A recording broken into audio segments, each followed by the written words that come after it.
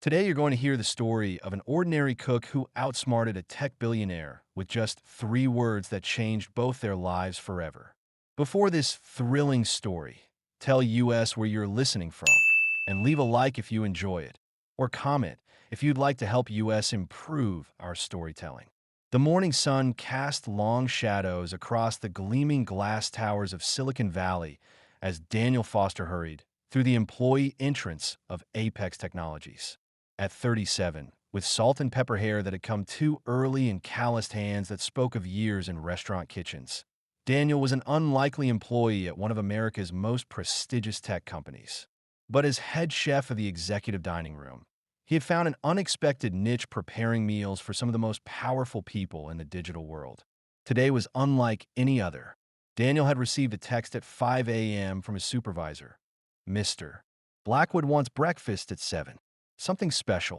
Richard Blackwood, Apex's founder and CEO, rarely ate breakfast at the office, preferring to start his days with pre-dawn workouts and protein shakes at his Palo Alto mansion. Something important must be happening. Daniel arrived at 6 a.m. to prepare, setting up his mise en place with practiced efficiency. The executive kitchen gleamed with high-end appliances and spotless stainless steel. Through the service window, he could see staff preparing the private dining room, polishing crystal and arranging fresh-cut flowers from the company greenhouse. "He's bringing in the Norwegian investors," whispered Melissa, one of the service staff, as she collected silverware. "Word is they're deciding whether to pump $3 billion into Apex's new AI platform." Daniel nodded, understanding the stakes. He chose to prepare a Northwestern-inspired breakfast: house-smoked salmon with dill, perfectly poached eggs on artisanal sourdough, local heirloom tomatoes, and a side of seasonal berries. The coffee was a special Ethiopian blend Daniel had sourced himself from a small batch roaster in Oakland. At precisely 7 a.m., Richard Blackwood strode in, surrounded by an entourage of executives and assistants. At 52, Blackwood maintained the lean physique of someone half his age, his trademark black turtleneck, and jeans a nod to his tech industry heroes. Behind him followed 3 serious-looking Scandinavians in impeccable suits. "Everything looks acceptable," Blackwood remarked flatly as his assistant pulled out his chair. It wasn't praise, but it wasn't criticism either, and from Blackwood, that was something. The meal progressed smoothly, with Daniel occasionally emerging from the kitchen to describe a dish or answer a question. The Norwegians seemed impressed, particularly with the salmon preparation. Daniel couldn't help but overhear fragments of conversation about market penetration, competitive advantages, and proprietary algorithms. As the meeting concluded and the investors departed with Blackwood's executive team, Daniel began clearing the private dining room. Only Blackwood remained, tapping rapidly on his tablet. "Foster," Blackwood called suddenly, not looking up. "Come here." Daniel approached cautiously. In 3 years of working at Apex, he'd never had a one-on-one conversation with the CEO. "Sir, your food." Blackwood looked up, his steel-gray eyes analytical. "It shows attention to detail, understanding of complementary elements, creative problem-solving." "Thank you, sir." Blackwood stood, pacing slowly. "Do you know what we do here at Apex, Foster?" "You're developing advanced AI systems, sir. Beyond that, I'm not privy to specifics." "Indeed," Blackwood nodded. "We're not just developing AI. We're creating the future of human-computer interaction.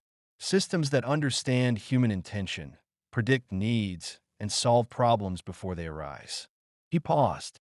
"Our Norwegian friends are impressed with our vision, but they want assurances that our systems can handle complex human problems." Daniel remained silent, unsure why the CEO was sharing this with him. "I've been watching you, Foster. You didn't come from tech. You don't have degrees from Stanford or MIT. Yet you manage complex systems under pressure. You create solutions that satisfy different needs simultaneously." Blackwood stepped closer. "I want to try something. A test case."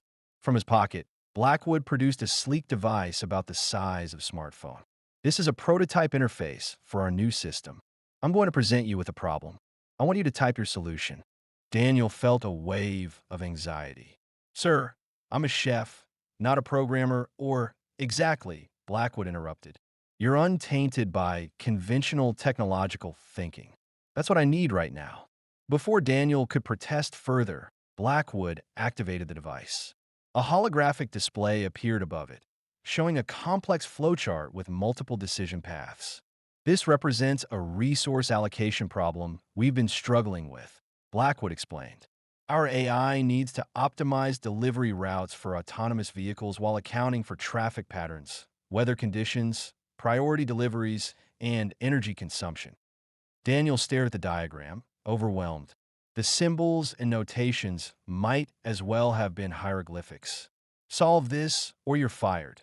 The billionaire snapped, his patience clearly wearing thin. You have 2 minutes. Daniel's heart raced. He was a chef, not an engineer. How could he possibly solve a complex AI problem? He looked at the flowchart again, trying to make sense of it. The interconnected nodes reminded him of something: his kitchen workflow during busy service times. How he balanced preparing multiple dishes with different cooking times to ensure everything arrived hot and fresh simultaneously. With trembling fingers, Daniel took the device. The virtual keyboard glowed, waiting for his input. What could he possibly type that would satisfy Blackwood? Looking at the complex diagram again, Daniel realized something fundamental. This wasn't just about technology. It was about priorities. He typed 3 simple words: ask the customer. Blackwood stared at the screen, his expression unreadable. For a terrifying moment, Daniel was certain he'd just lost his job. Then, unexpectedly, Blackwood laughed, a genuine laugh that seemed to surprise even him. Ask the customer, he repeated. Of course. We've been so focused on optimizing the system that we forgot the most basic principle of service. He pocketed the device. The customer's preferences should determine priority, not our internal metrics. Blackwood walked toward the door, then turned back. You'll be hearing from HR, Foster. I think we need your perspective more regularly. With that, he vanished into the corridor, leaving Daniel bewildered but relieved. Are you enjoying our story? Tell us where you're watching our videos from. Leave your city in the comments and what else you enjoy listening to. Suggest a story for us to tell next. The following Monday, Daniel was shocked to receive an email requesting his presence in a 9th-floor conference room, executive territory where kitchen staff rarely ventured. Nervously adjusting his chef's coat, he rode the elevator up, wondering if Blackwood had reconsidered his apparent approval. The conference room doors slid open to reveal not just Blackwood, but Apex's entire executive team seated around a massive table. Digital displays covered the walls, showing various aspects of the company's operations. Foster, come in. Blackwood gestured to an empty chair. We were just discussing the Norwegian investment. They've committed the full $3 billion with one condition: that we demonstrate our commitment to human-centered design by establishing a new division focused on customer experience. Daniel stood awkwardly, uncertain why he was being included in this high-level meeting. I've been thinking about your solution, Blackwood continued. 3 simple words that cut through months of engineering debates. It made me realize we've been approaching our problems from the wrong angle. Blackwood stood, addressing the room. Technology without humanity is just machinery. We need someone who understands service, who naturally thinks about human needs first. He turned to Daniel. That's why I'm offering you a new position, Director of Human Experience Integration. Daniel nearly choked. Sir, I appreciate the offer, but I'm a chef. I don't have any tech background, or that's precisely why I want you, Blackwood interrupted. You have 20 years of experience reading people, anticipating needs, and delivering satisfaction under pressure. We have plenty of engineers. What we need is someone who understands people. The salary Blackwood named was more than triple what Daniel currently earned. It came with stock options, a corner office, and a team of designers and engineers at his disposal. It was life-changing. I don't know what to say, Daniel managed. Say yes, Blackwood replied simply. Unless you prefer remaining in the kitchen. Daniel thought about his journey, from a troubled childhood in Detroit, through culinary school on scholarship, to working his way up through increasingly prestigious kitchens. He'd never imagined himself in the corporate world, let alone tech. But then again, he'd never imagined serving breakfast to billionaires either. Yes, he said finally, I'll do it. The transition wasn't easy. Daniel's first weeks in his new role were disorienting. The language of tech, APIs, UX, machine learning algorithms, was as foreign to him as the French culinary terms had once been. Some employees openly questioned his qualifications, whispering about nepotism and Blackwood's eccentric decision-making. But Daniel brought something unique to the table. Where engineers saw systems, he saw people. In product meetings, he constantly redirected conversations from technical specifications to human experiences. But how does it feel? Became his trademark question, often to the frustration of technical teams focused on optimization metrics.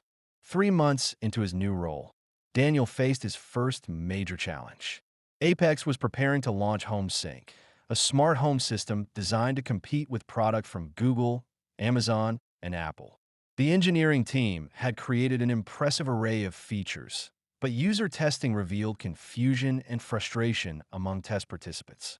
The problem is user education, insisted Marcus Chun, the lead engineer. People just need to learn the proper commands and protocols. Daniel shook his head. No, the problem is that we're asking people to adapt to our system instead of designing a system that adapts to people. A good server anticipates needs without interrupting the dining experience. He pushed for a fundamental redesign, focusing on natural interaction patterns rather than command structures. Blackwood backed him, despite the delay this would cause in the product launch. When HomeSync finally launched 6 months later, reviews praised its intuitive understanding and almost magical ability to anticipate user needs. Pre-orders exceeded projections by 300%. The Norwegian investors were delighted. As Daniel's influence grew, so did resistance from certain corners of the company. Marcus Chun, particularly, seemed to resent the former chef's prominence. During a tense product review meeting, Chun finally erupted. With all due respect, he said, voice dripping with sarcasm, some of us spent years studying computer science and engineering, not flipping burgers. Maybe decisions about core technology should be left to actual technologists. The room fell silent. Daniel felt the old insecurity rising, the working-class kid who didn't belong among the educated elite. But then he remembered what had gotten him here. You know, Marcus, he replied calmly, in a professional kitchen, rank isn't determined by degrees but by results. Can you deliver consistently excellent experiences under pressure? That's all that matters. He turned to the rest of the team. And that's all that should matter here, too. Blackwood, observing from the corner, nodded approvingly. As months passed, Daniel's unconventional background became his strength rather than his weakness.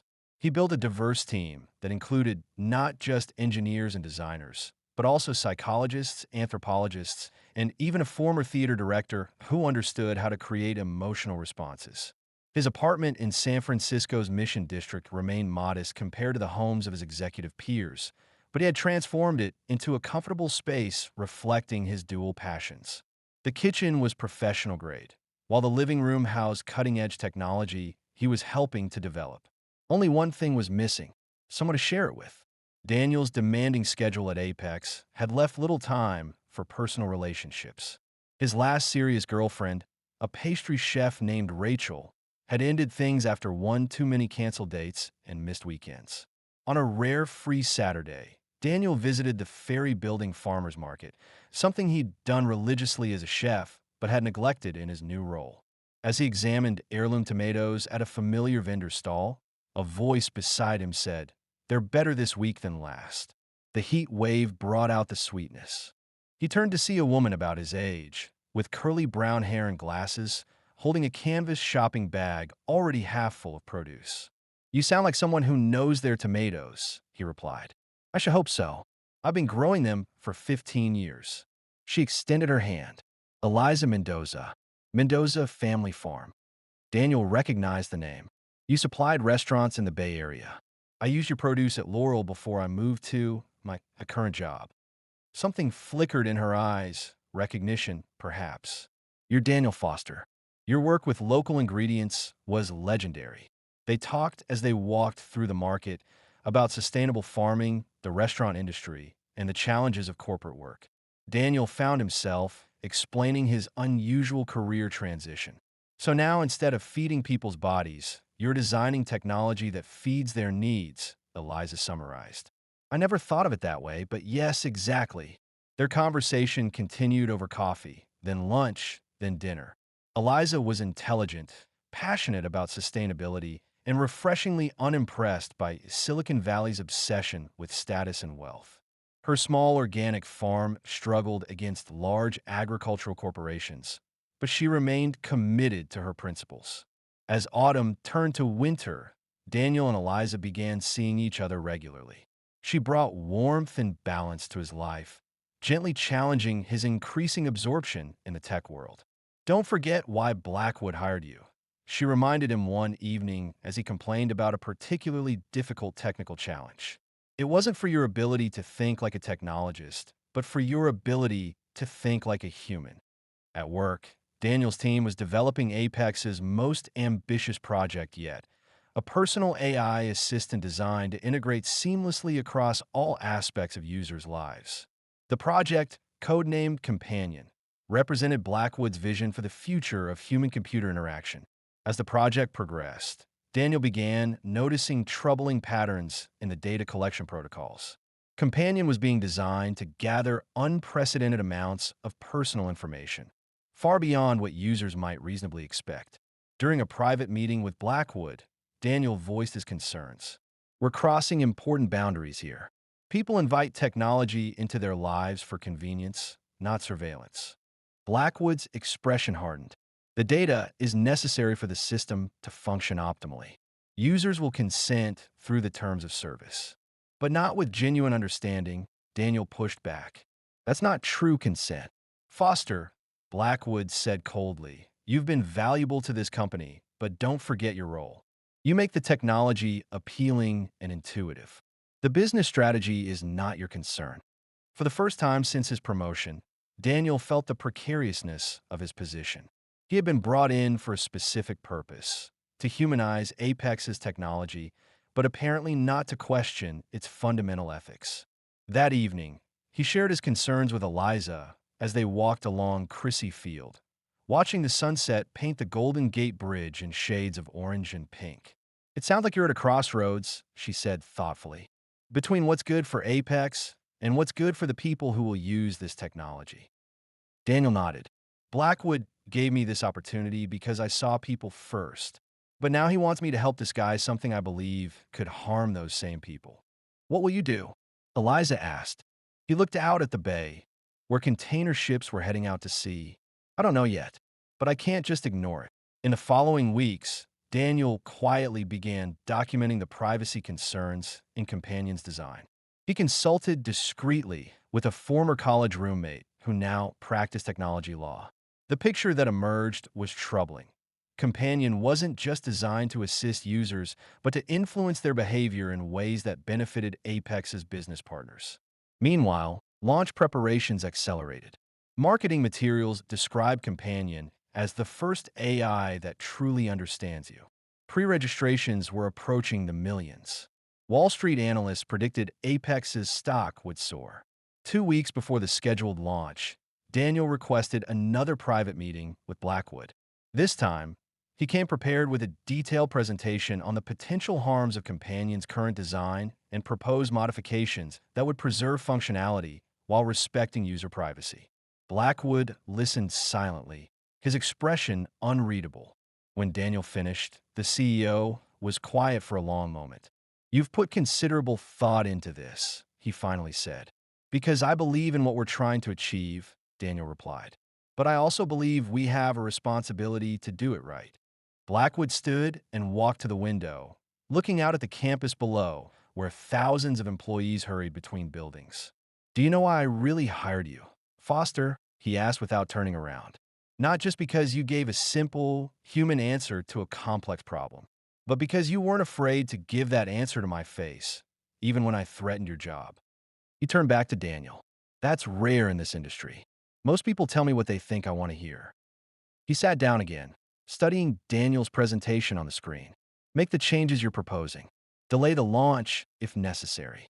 I'd rather have a product that respects our users than one that exploits them. Daniel could hardly believe what he was hearing.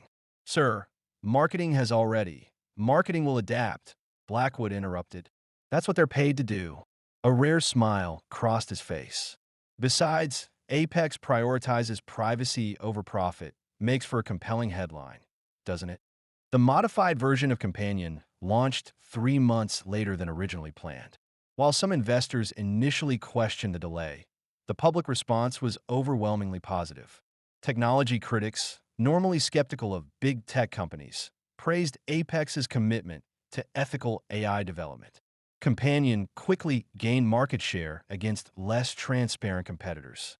1 year after typing those three fateful words into Blackwood's device, Daniel found himself addressing Apex's annual developer conference, a far cry from the kitchen where his journey had begun. Standing before thousands of technologists, he shared his philosophy of human-centered design and the importance of building technology that served people rather than the other way around. After the conference, Daniel and Eliza celebrated at a small restaurant in Sausalito. Her farm was thriving now, supplying not just restaurants but a growing network of community-supported agriculture programs. Daniel had helped her implement technology to streamline operations without compromising her sustainable practices. I have something to ask you, Daniel said as they watched the lights of San Francisco twinkle across the bay. He reached into his pocket and produced not a ring, but a key. Move in with me?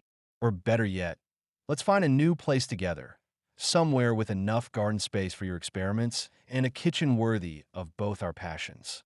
Eliza took the key, smiling. I thought you'd never ask.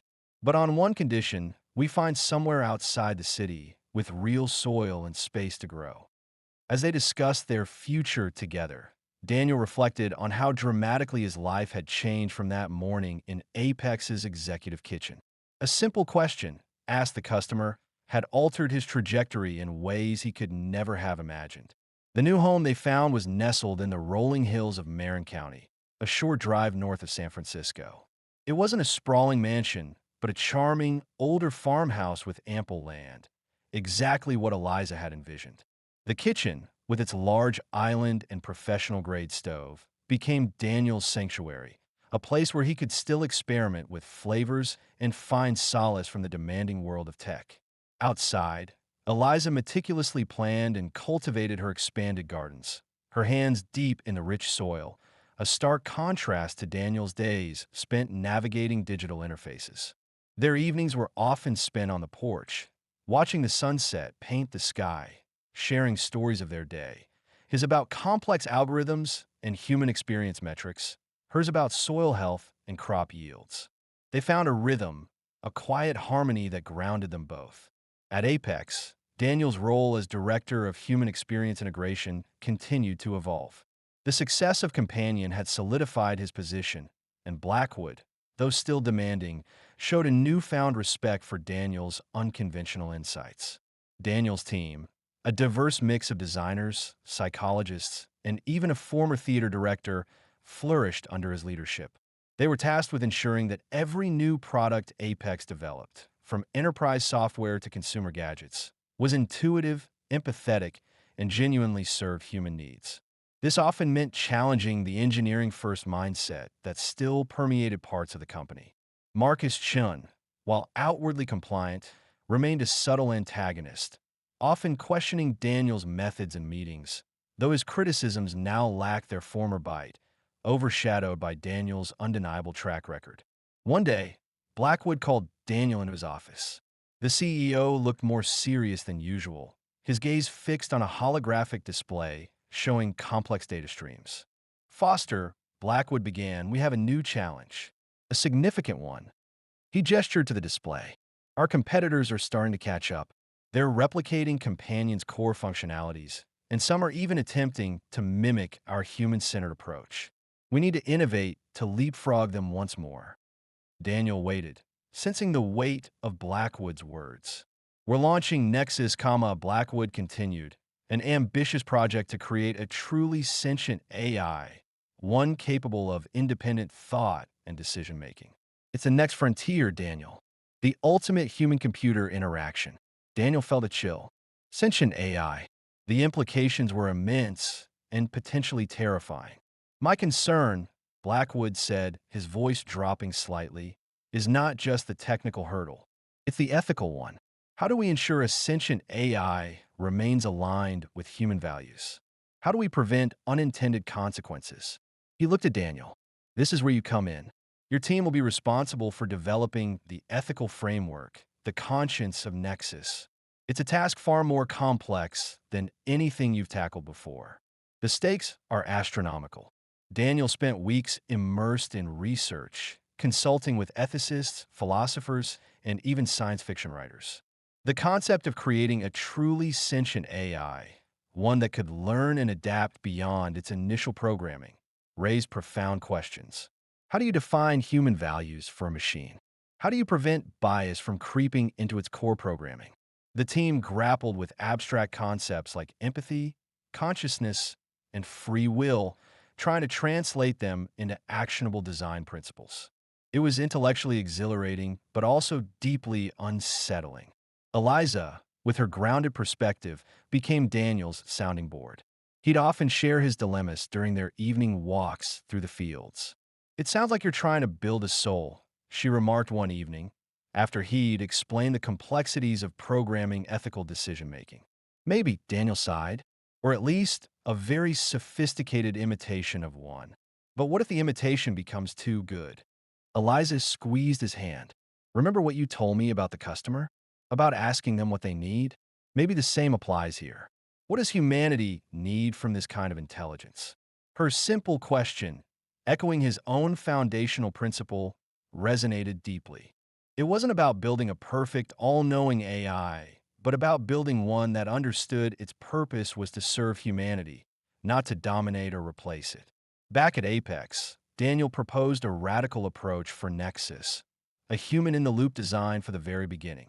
Instead of letting the AI develop in isolation, he advocated for constant, iterative feedback from diverse human groups, ensuring that its learning process was guided by a broad spectrum of human experiences and ethical considerations.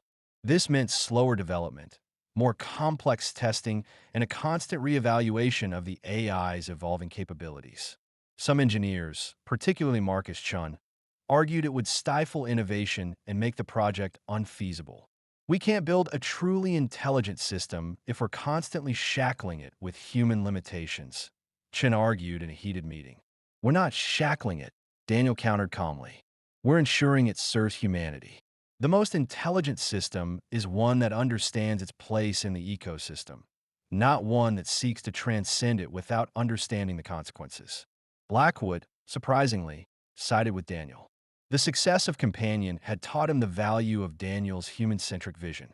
"Foster's approach is sound," Blackwood declared. "We will build Nexus with humanity at its core. This is not just about technology, it's about trust." The Nexus project became a beacon for ethical AI development in the industry. Apex hosted regular public forums, inviting experts and ordinary citizens to provide input on the AI's development. This transparency, initially met with skepticism, gradually earned Apex a reputation for responsible innovation. Daniel found himself traveling globally, speaking at conferences, advocating for a new paradigm in AI development, one where ethics were not an afterthought, but an integral part of the design process. Meanwhile, Eliza's farm flourished. With Daniel's subtle advice, she implemented smart irrigation systems and data analytics for crop rotation, optimizing yields without compromising her organic principles. Her farm became a model for sustainable agriculture, attracting interns and visitors from around the world. She even started a small, tech-enabled direct-to-consumer delivery service, bringing fresh produce directly to Bay Area homes, further cementing her commitment to community and healthy living. Their life together was a tapestry woven with threads of innovation, nature, and shared values. They learned from each other, Daniel bringing his analytical mind to the farm, Eliza grounding his abstract tech discussions with practical wisdom. They faced challenges, of course. The relentless pace of Silicon Valley, the unpredictable nature of farming, the occasional disagreements that arise in any close relationship. But they navigated them with mutual respect and a deep understanding of each other's passions. One evening, as they sat by the fireplace in their farmhouse, a gentle rain falling outside, Daniel looked at Eliza. You know, he said, sometimes I still can't believe how much my life has changed. From a kitchen to this. He gestured around their cozy living room. Eliza smiled, leaning her head on his shoulder. It's not so different, is it? You're still nurturing, still creating, still trying to make things better for people, just on a different scale. He thought about the vast, complex systems of Apex, the potential of Nexus, and the simple, profound act of growing food from the earth. The common thread, he realized, was indeed the human element. Whether feeding bodies or feeding minds, it all came back to understanding and serving people. And in Eliza, he had found someone who understood that principle as deeply as he did, in her own unique way. Their journey was far from over, but they were building a future together, one rooted in purpose and shared humanity.